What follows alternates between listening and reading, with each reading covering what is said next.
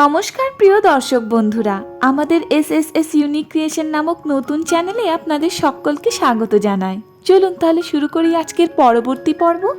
আমার প্রিয় দর্শক বন্ধুরা, আশা করছি আপনারা সবাই ভালো আছেন, কুশলে আছেন। উমা এসে গিয়েছে বাঙালির মনে প্রাণে ঘরে মণ্ডপে, আনন্দে মজে উঠেছে গোটা বাংলা। দুর্গাপুজো শ্রেষ্ঠ উৎসব হিসেবে স্থান করে নিয়েছে অনেককাল আগে। সমস্ত ভেদাভেদের উপর উঠে এই পুজো সকল শ্রেণীর মানুষের কাছে পৌঁছে গিয়েছে। দুর্গাপুজোর বিভিন্ন ধর্মীয় আচার অনুষ্ঠান আছে। এইরকম একটি উল্লেখযোগ্য আচারের নাম নবপত্রিকা পুজো। দুর্গাপুজোয় নবপত্রিকার বিশেষ ভূমিকা থাকলেও বর্তমানে বেশি দেখা যায় মৃন্ময়ী মূর্তির পুজো হতে।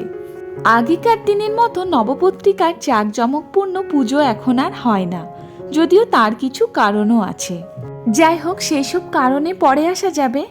আগে আমরা জানি নবপত্রিকা কি, কেন নবপত্রিকার পূজা করা হয়, দুর্গাপুজোয় কেন কলা বউকে স্নান করানো হয়, নবপত্রিকাকে কি গণেশের স্ত্রী বলা হয়।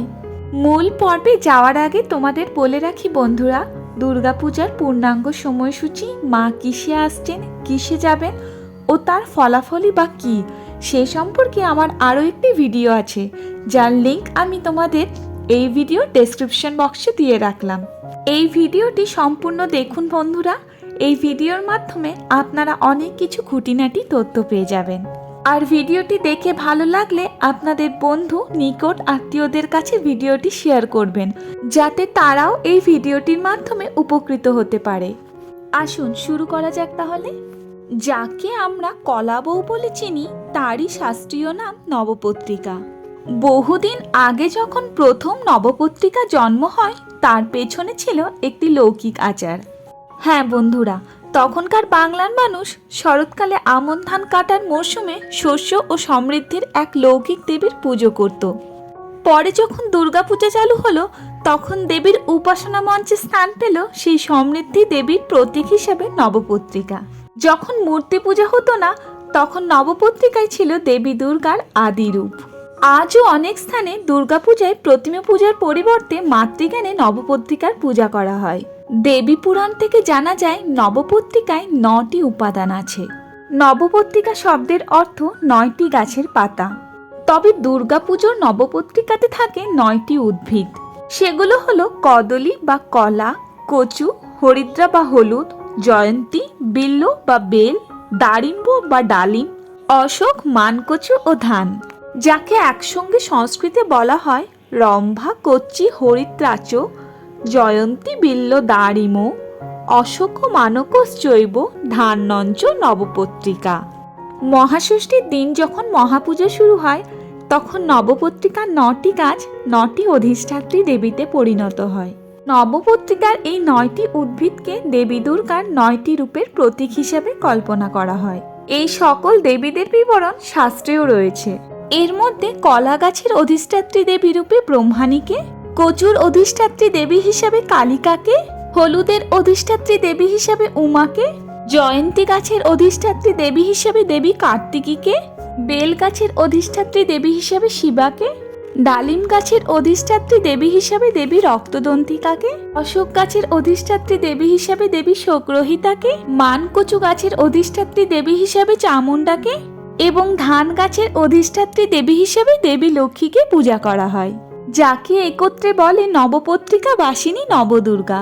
সংস্কৃতে বলা হয় রম্ভাধিষ্ঠাত্রী ব্রহ্মাণী, কচ্চাধিষ্ঠাত্রী কালিকা, হরিদ্রাধিষ্ঠাত্রী উমা, জয়ন্তাধিষ্ঠাত্রী কার্তিকী, বিল্বাধিষ্ঠাত্রী শিবা, দারিম্বাধিষ্ঠাত্রী রক্তদন্তিকা, অশোকাধিষ্ঠাত্রী শোকরহিতা, মানাধিষ্ঠাত্রী চামুণ্ডা ও ধান্যাধিষ্ঠাত্রী লক্ষ্মী।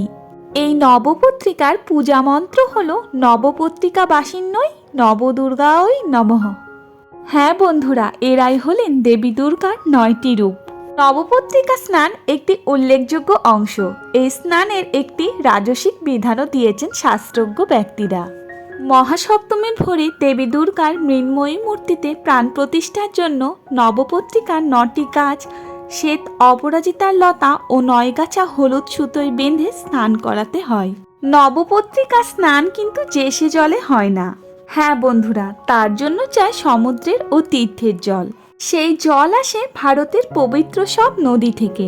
নদীগুলি হলো গঙ্গা, যমুনা, সরস্বতী, আদ্রি, ভারতী, সহ্য, গণ্ডকী, শ্বেতগঙ্গা, কৈশিকী, ভাগীরথী, মন্দাকিনী। স্নান করানোর পর নবপত্রিকাকে পরানো হয় নতুন লাল পেড়ে শাড়ি, পাতায় দেওয়া হয় সিঁদুরের টিপ। এরপর এক গলা ঘোমটা টেনে নবপত্রিকাকে বসানো হয় দেবী দুর্গার ডান দিকে আলপনা আঁকা পিঁড়িতে।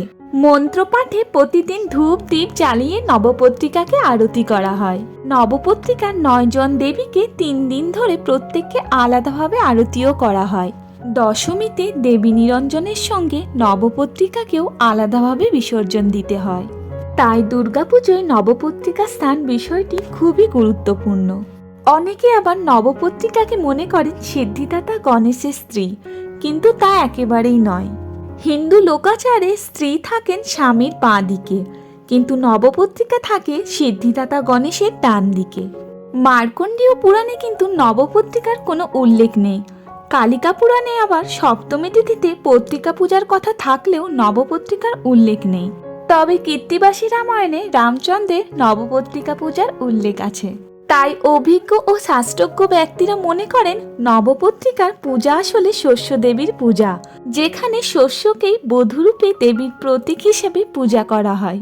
আর সেই থেকেই এসেছে কলা বউ স্নানের প্রথা।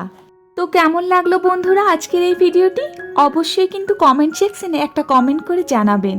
আর যদি কেউ আমাদের চ্যানেলে আজ নতুন হয়ে থাকেন তো অবশ্যই আমাদের চ্যানেলটিকে সাবস্ক্রাইব করে আমাদের পাশে থাকবেন, কারণ আপনাদের সকলের সহযোগিতায় আমাদের একান্ত রূপে কাম্য।